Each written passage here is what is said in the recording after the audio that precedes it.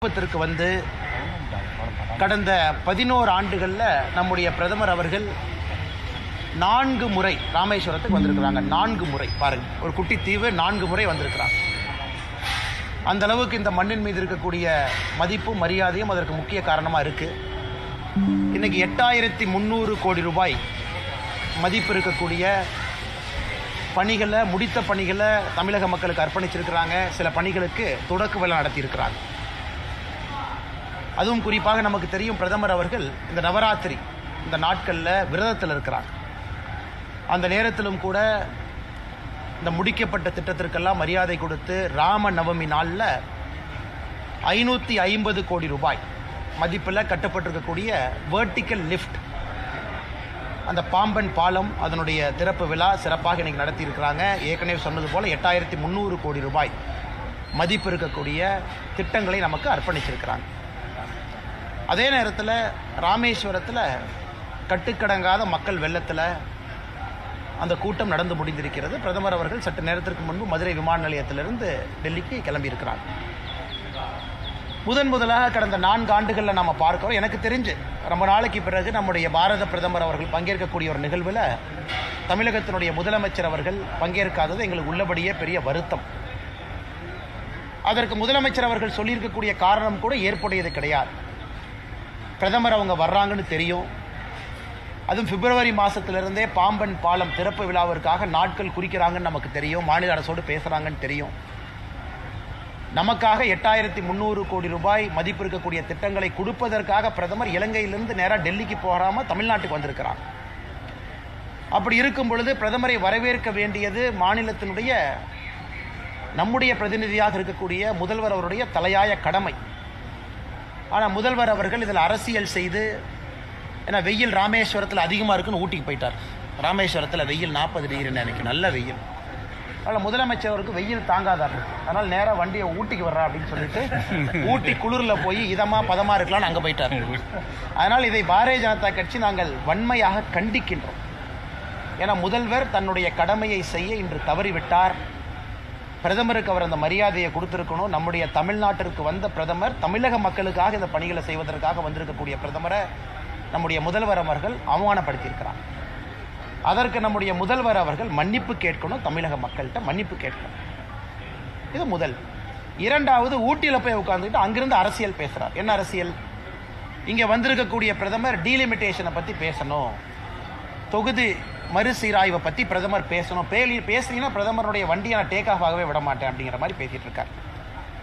முதல்வர் அவர்கள் நன்றாக உணர்ந்து கொள்ள வேண்டும். அவர் நடத்தக்கூடிய தொகுதி மறுசீரமைப்பு நாடகம் என்பதை தமிழக மக்கள் பார்த்து இது நாடகம் என்பதை முழுமையாக உணர்ந்து விட்டார்.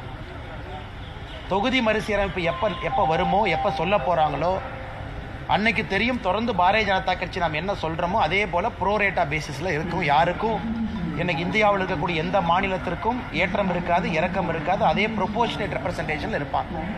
அதனால் இதை ஒரு காரணமாக, இதை ஒரு சாக்காக வைத்து ஊட்டியில் போய் முதல்வர் அவர்கள் ஒளிந்திருக்க வேண்டிய அவசியம் இல்லை. அதை பத்திரிகை நண்பர்கள் நீங்கள் பார்க்கணும். பிரதமர் அவர்கள் பேசும்பொழுது 2-3 முக்கியமான விஷயங்களையும் பேசிட்டு போயிருக்கிறாங்க. ஒன்று, நீங்கள்லாம் தாய் தமிழை பற்றி பேசுகிறீங்க, ஆனால் இங்கே மக்களுடைய வரிப்பணத்தில் இருக்கக்கூடிய அரசியல்வாதிகள் எனக்கு அனுப்பக்கூடிய கடிதத்தில் கையெழுத்தே ஆங்கிலத்தில் தான் போடுறீங்க. அப்புறம் என்ன தமிழ் வளர்ச்சியை பற்றி நீங்கள் பேசுகிறீங்க? இங்கே இருக்கக்கூடிய மருத்துவ படிப்புகள் எல்லாம் நீங்கள் ஏன் தமிழில் கொடுக்க மாட்டீங்க? ரயில்வேவை மட்டும் எடுத்துட்டீங்கன்னா, நீங்கள் ரயில்வே விழாவாக இருந்த காரணத்தினால ரயில்வேவை பற்றி மட்டும் பேசினாங்க. 7 மடங்கு அதிகமாக நிதி கொடுத்துருக்கோம். யூபிஏனுடைய 10 ஆண்டுகளுக்கும் என்டிஏனுடைய 10 ஆண்டுகள் நேராக கம்பேர் பண்ணிங்கன்னா 7 மடங்கு கொடுத்துருக்கோம்.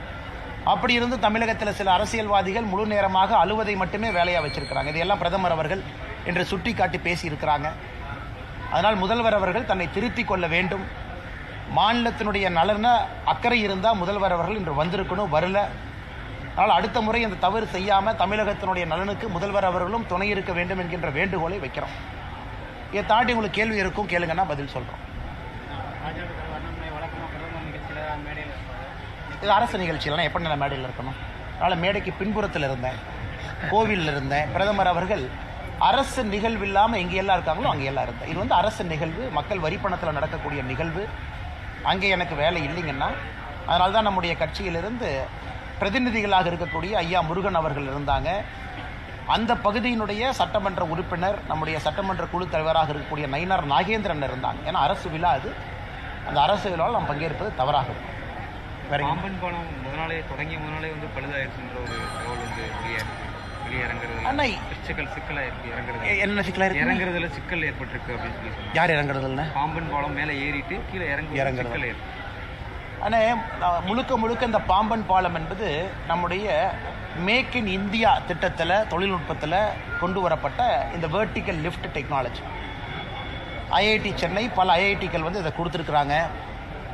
ரயில்வே நிகம் பிரைவேட் லிமிடெட் அவங்க இதில் பல முக்கிய வேலைகளை செஞ்சுருக்கிறாங்க. இது ஏசியாலேயே இந்த வெர்டிக்கல் லிஃப்ட் நேரடியாக பாலம் மேலே ஏறி இறங்குறது எங்கேயுமே இல்லை, நம்ம இடத்துல இருக்குது. அதனால் எனக்கு சரியாக தெரியல அது பத்திரிகை நண்பர்கள் அங்கேருந்து என்ன சொன்னாங்கன்னு. பிரதமர் அவர்கள் இன்னைக்கு திறந்து வச்சாங்க, முதல் ட்ரெயின் போச்சு. அதன் பிறகு கூட ட்ரெயின் போய்கிட்டு தான் இருந்தது.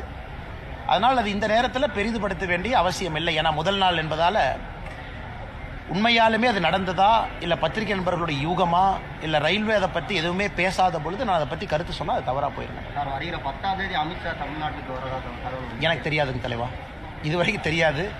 அந்த மாதிரி டூர் ப்ரோக்ராம் எதுவும் இல்லை.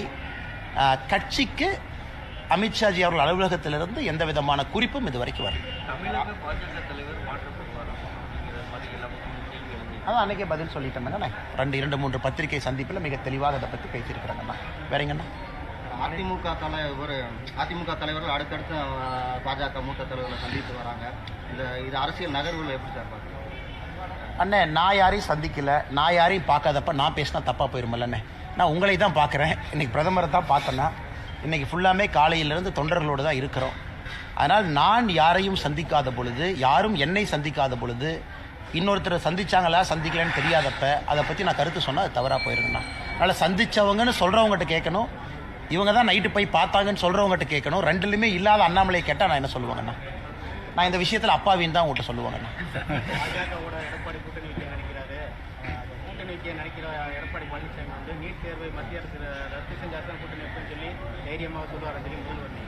ஏன்னா திமுகவை வச்சு பிதுக்கி காங்கிரஸ் தான் அலையன்ஸ் ஃபார்ம் பண்ணாங்க. எப்படி? இன்கம் டேக்ஸ் ரைடு பண்ணி ஃபர்ஸ்ட் ஃப்ளோரில், கிரவுண்ட் ஃப்ளோரில் காலை வச்சு மிதித்து சீட்டு வாங்கினாங்க. அந்த மாதிரியா நடக்குது? அந்த மாதிரியா நடக்குது? கிடையாது. அதே போல் இந்திரா காந்தி அம்மையாரை பற்றி கலைஞர் கருணாநிதி ஐயா பேசிய பேச்சுக்கெல்லாம் தொகுத்து பார்ப்போம். இந்திரா காந்தி அம்மையார் அவர்களை பற்றி எவ்வளோ மோசமாக பேசினாங்க. நேருவின் மகளை இந்திராவே வான்னு சொன்னாங்க. இன்னைக்கு இவர்கள் மற்ற கட்சிக்கு கூட்டணியை பற்றி பாடம் எடுப்பது வியப்பாக இருக்கிறது. எல்லோரும் மக்கள்கிட்ட கேட்கறது, நீட்டு ரகசியம் இருக்குன்னு ஆட்சிக்கு வந்தீங்களே, என்ன ரகசியம்? 4 வருஷம் கழிச்சு என்ன ரகசியம்? அந்த ரகசியம் கிடையாது. மாண்புமிகு ஜனாதிபதி கிட்ட அனுப்பின நீட்டு பில்லும் ரிஜெக்ட் ஆகி திரும்ப வந்திருக்கு, அசம்பிளியினுடைய ரெசல்யூஷன். அதற்கெல்லாம் பதிலளிக்க முடியாத மாண்புமிகு முதலமைச்சர் அவர்கள் உப்பு சப்பு இல்லாத காரணங்கள் எல்லாம் முன்வைத்து மற்ற கட்சிகள் எப்படி கூட்டணி அமைக்க வேண்டும் என்பதை பற்றி பேசுறாருன்னா எவ்வளவு வேலை இல்லாமல் நம்முடைய முதலமைச்சர் இருக்காருன்னு பாருங்க.